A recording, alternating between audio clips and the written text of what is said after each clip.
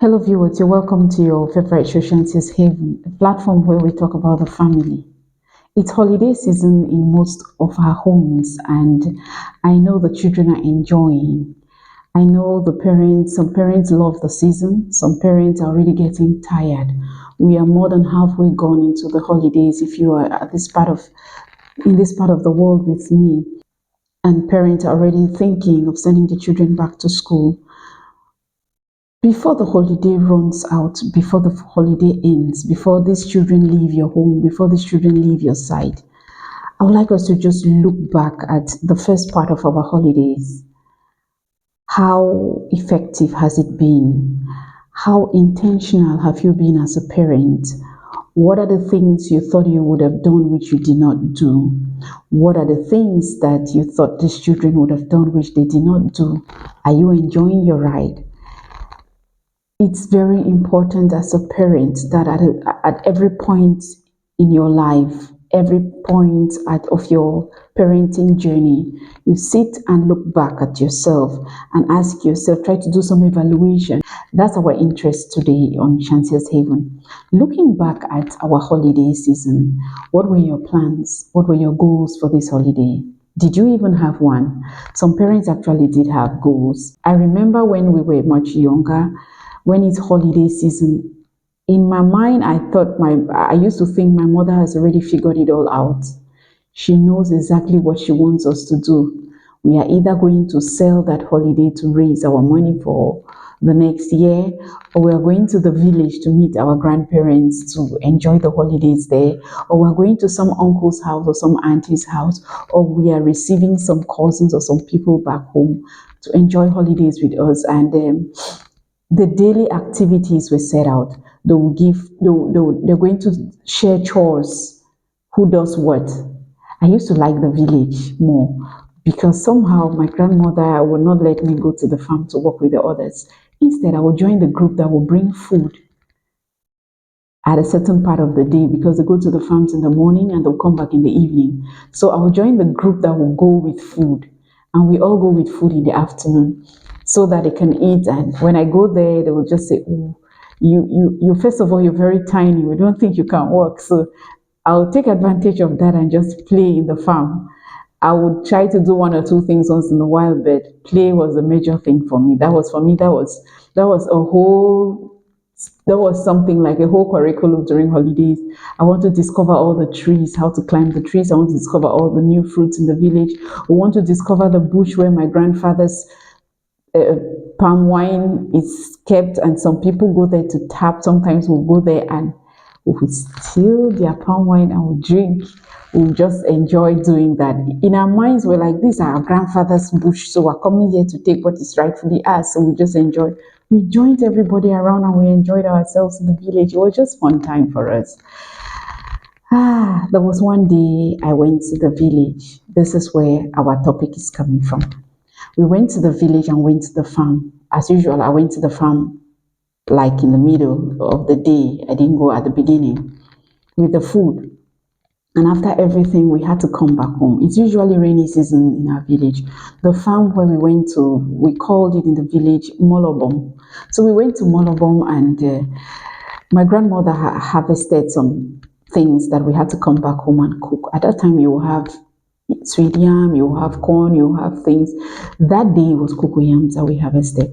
When we harvested this cocoyam, she put mine in a small bucket and put on my head. And I was ahead of her. I was going and she came behind me. While going, it started raining. So she said we should move a little faster so the rain does not soak us here. Little did I know that the basin or the bucket that I carried on my head had holes. And as we were going up, as the rain was touching my body, remember I had cocoyams on my head. The only thing I could feel was the itches. I started moving my body. I started shaking. So she asked, "What's wrong with you? Why are you not moving faster?" I just started moving, but I told her that they think that I'm feeling my body itching. I don't know what is happening. She said, "Put down the basin." She just put hers down, put mine down, and she had to do something. She had to find a way in such a way that I will not carry that cocoyam anymore, and I carried something else. And we went up to the compound. Today I'm a mother and I'm trying to imagine what my grandmother did that day. She realized she had given me a bucket that had the holes. It's usual, it's normal. Those are the buckets we'll take to the farm, the ones that look like we can't carry water anymore in them in the compound. Then she realized that that the cocoyam water, the rainwater was washing off the cocoyam and touching my body, and the itches began. And then she came for damage control. She took it off my head and tried to fix it. Where are we going to today? What are some of the things you have done this holiday as a parent, or you have done in your life as a parent, which you realized that it was not really the right thing to have done? Maybe you did it unconsciously, or maybe you did it consciously. It is important for us to do damage control. Take out time and look at yourself and ask yourself this question: how have I been parenting these children this holiday? What are some of the things I have done that were not the best? Where did I go wrong? How can I fix it? It is not too late to fix it before they go back to school.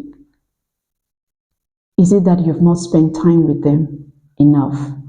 Is it that you have maybe bullied them or shouted at them or disciplined them for what they did not do, and you realize later that they actually were innocent and you have not done anything about it? You may want to go back to correct that. You may want to go back to talk to them. You may even want to go back to apologize. That way, we are modeling parenting to our children. You're doing it the right way. They will learn from your examples.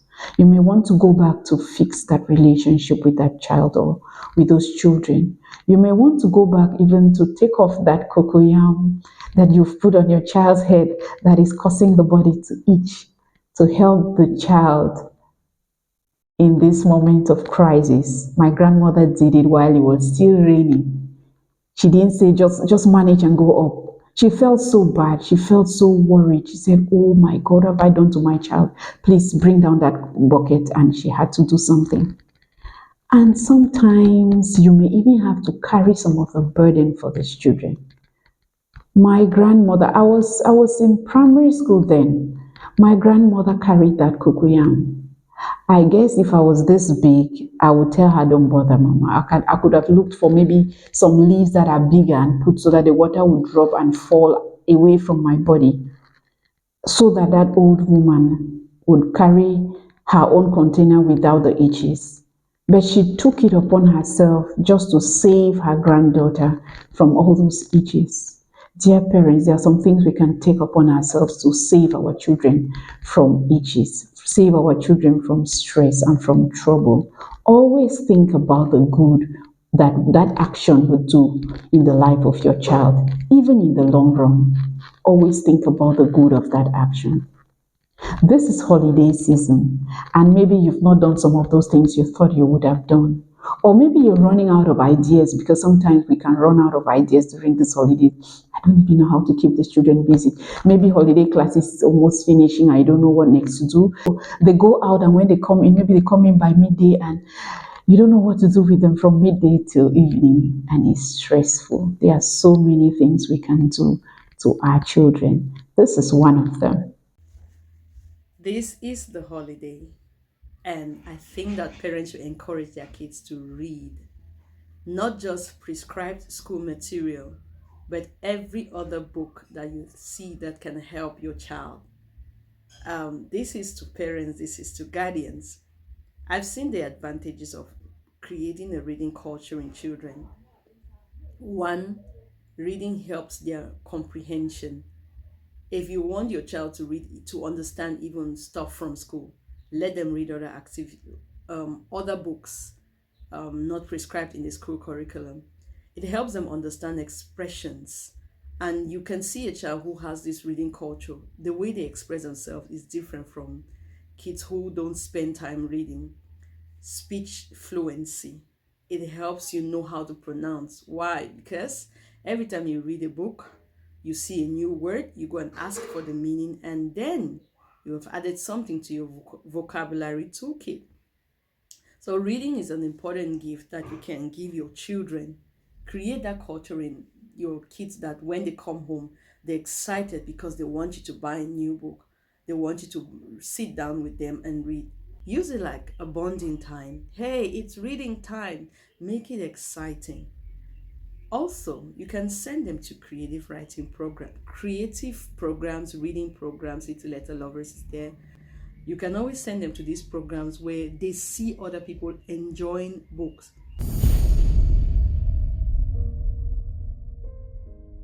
Yes, parents, we can instill this reading culture in the lives of our children. We have talked about reading culture here on Shanti's Haven. You may want to check our videos on that as well. You can instill this reading culture in their lives again. Make them know the importance of reading, especially as school is even about to begin. Some children have forgotten everything they learned from school because of too much play. Some have forgotten everything they learned because they've been watching a lot of animes, a lot of cartoons, a lot of movies, and they have forgotten or they are forgetting. So please, you may want to get them back to this reading culture. Let them read when you buy those books, like you've heard. Sometimes read it with them. Don't just dump it on them and let them do the reading by themselves. When they have read, you could ask them to just write a small summary of what they have learned from that book. Or those who have been watching a lot of films or a lot of movies, a lot of cartoons, a lot of animes, tell them when you pick out one, just say, what is this about? If some of them can explain to you, mommy, daddy, you do this is how it was. Tell them to just put it down in writing. Few words, that's all you want from them. You don't want to just tell them, put it down what you think this movie you just watched was about. Or you tell them, write down the lessons you've learned from these movies. And when they do that, you read it, look at it with them. What are you looking out for? Their handwriting, if it's still the same, because some writings are something else nowadays. And you want to look at the spellings of their words. Some of them have forgotten the spellings. You want to look at some things they are doing. So you want to do this control before they go back to school. So the pressure is not so much on you first term and on their teachers. Another thing you may want to do with it, maybe you've not had time to talk with them. Start. You can start. The moment you realize, oh, I need to do this, do it. Don't let it drag anymore. Start talking with them. Maybe today, after watching this video, call one child, have time with the child, discuss with the child, and sometimes find that place where they're free, where they are freer to discuss about anything. Some children will prefer when they are in the kitchen cooking with you. Some will prefer when you are in your bedroom and they meet you there and you're just talking and discussing. Some will prefer when you take a walk with them. You may even want to just take all your children and you go for a walk. Having fun with these children, you don't need money if you don't have it. You can make it without. Take them out and walk even in the street of your quarter. You will see how proud your children will be. Some of them are very elated to have that kind of bonding with their parents, and they will just feel good moving in the quarter and everybody is looking at them with their parents. It's a nice thing. As you walk with them, talk to them. Some of us parents, we just take our children out, we walk, we go here, buy this, they eat, they come, and that's it, you've done your work. No, you just wasted your money, I just wasted the time. It's true, they'll tell you they had fun, but you did not reach a certain goal as a parent. Make the most of every opportunity you have as you go out with them as they're having fun. Maybe they are playing with some game. Look at that game, pick out a lesson from there and just throw a question at them. In a playful way, don't make them think that every time my father or my mother takes me out in some lesson, in some school classroom that we have to attend. No, just do it so that they feel good and they have fun with you and they enjoy. Have you taught them that cooking lesson that you planned that you would do it at the beginning of the holidays? If you have not done it, maybe you want to go back and teach them cookery. Teach them from the little things, even how to boil rice, or how to boil eggs, or how to do something. You may want to teach them even how to receive visitors at home. Maybe they have done it 1 or 2 times and feel very embarrassed. Call them and tell them, when a visitor comes, this is what you're supposed to do. Let's do it like this. Then you act it out with them. When you teach them these things, act it. Don't say they are too big or don't say I may be boring to them. There are some lessons that they don't know yet. They are big, yes, but they have not learned those lessons. Those ones that are bigger, you may want to teach them how to plan a menu. You may want to teach them how to write a market list. You may even want to take them to the market so they learn how to buy things.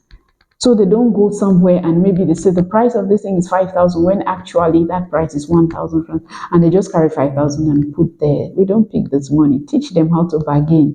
Teach them the value of things. Teach them how to respect those who sell in the market so they don't just look down on people. There are so many things we can do to occupy the children this holidays. You may want to teach them how to clean your house. Yes, maybe it's that girl or that boy who lives in your house that has been doing the work all this while and your kids don't know anything about it. This is the moment to teach them how to clean that house. This is the moment to give them those last lessons. Holiday is drawing to a close. Teach them even the importance of being good children in school. When they go to school, they should not be bullies. When they go to school, when they are bullied, how they react. When they go to school, how they should respect their teachers, how they should respect the school rules and regulations. Dear parents, dear guardians, make the most of this last part of our holidays so that tomorrow, like I was grateful for my grandmother's action with the cocoyams on my head, you, your own children too, will be grateful that you seized the opportunity and made the most of the half part of the holidays with them. If there are some things you want to apologize about, do the apology. Do the needful, dear parents and guardians, and your children will thank you for the rest of their lives. Above all, teach them the way of the Lord. Have you ever sat with your children this holidays to pray with them? Not that you're joining a group, not for church reasons, just you and your family, just you and those children to just have some time to pray. Have you done that? Have you taught them how to read their Bibles and understand what they are reading? Have you even taught them how to have a time on their own where they can seek God for themselves? Have you even taught them some little values of life? It's important. Let us do this to our children. Thank you so much for watching Shantia's Haven. Remember to always leave it better than you met it. See you some other time on Shantia's Haven. Bye-bye.